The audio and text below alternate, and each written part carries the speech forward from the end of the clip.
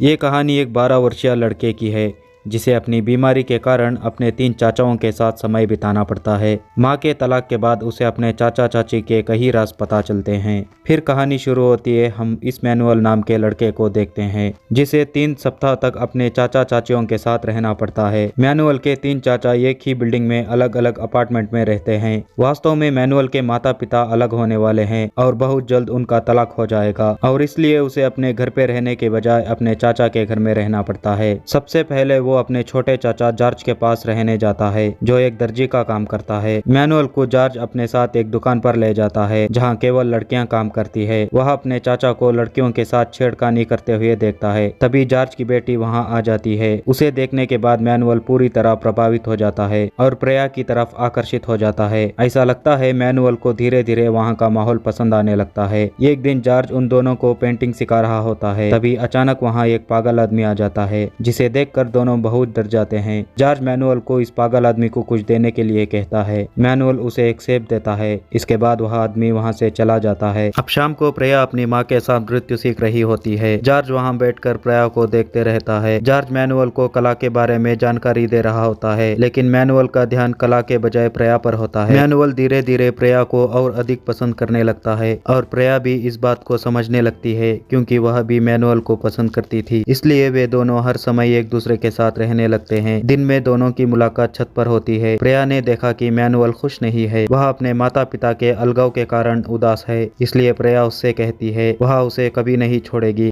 फिर वह उसे अपने दूसरे घर ले जाती है जहां उसे वो अपने रहस्य दिखाती है, जहां उसका दूसरा चाचा माइकल अपने असिस्टेंट के साथ शारीरिक संबंध बना रहा है। दरअसल माइकल समलैंगिक है।